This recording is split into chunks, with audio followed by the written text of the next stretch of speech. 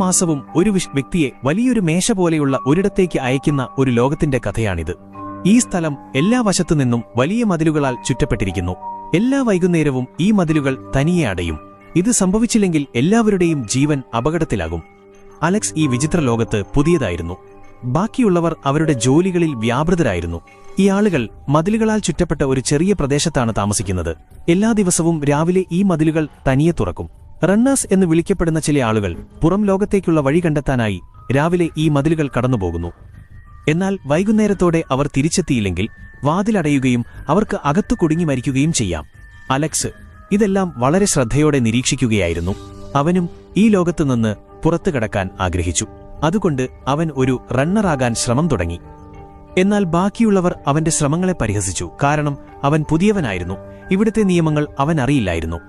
അപ്പോൾ അവൻ മുമ്പ് പലതവണ മതിലുകൾക്കുള്ളിൽ പോയിട്ടുള്ളൊരു റണ്ണറെ കണ്ടുമുട്ടി.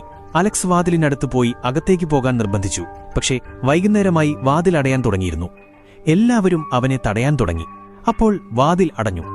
റണ്ണർ അലക്സിന് വിശദീകരിച്ചു, ഇത് അത്ര എളുപ്പമല്ല. അകത്തുപോയി സുരക്ഷിതമായി തിരിച്ചെത്തുന്നത് വളരെ ബുദ്ധിമുട്ടാണ്. ഇതിന് വളരെ വേഗത്തിലോടണം. അന്ന് മാസത്തിലെ അവസാന ദിവസമായിരുന്നു. അതിനാൽ ഒരു മനുഷ്യനെ നിർബന്ധിച്ച് അകത്തേക്ക് അയച്ചു. കുറച്ചു കഴിഞ്ഞ് വാതിലടഞ്ഞു. അടുത്ത ദിവസം രാവിലെ 2 റണ്ണേഴ്സ് അകത്തുപോയി. പക്ഷെ വൈകുന്നേരം വരെ തിരിച്ചെത്തിയില്ല. എല്ലാവർക്കും വളരെ പേടിയായി. കാരണം ഇപ്പോൾ വാതിൽ വീണ്ടും അടയാൻ പോകുകയായിരുന്നു. അലക്സ് ദൂരെ നിന്ന് 2 റണ്ണേഴ്സും തിരിച്ചെത്തുന്നത് കണ്ടു. അവരിൽ ഒരാൾ ബോധരഹിതനായിരുന്നു. വാതിൽ അതിവേഗം അടയുകയായിരുന്നു. അവർ സമയത്തെത്തിയില്ലെങ്കിൽ അകത്തു മരിക്കും. ഇത് കണ്ട അലക്സ് ഒന്നും ആലോചിക്കാതെ വാതിൽ അടയുന്നതിനു മുമ്പ് അതിനകത്തേക്ക് ഓടിക്കയറി. അകത്തെത്തിയതിനു ശേഷം റണ്ണർ അലക്സിനോട് പറഞ്ഞു, നീ എന്തിനാണ് ഇവിടെ വന്നത്? ഇനി നമുക്കെല്ലാവർക്കും മരിക്കാം. നിനക്കും ഞങ്ങളോടൊപ്പം കൊല്ലപ്പെടാം.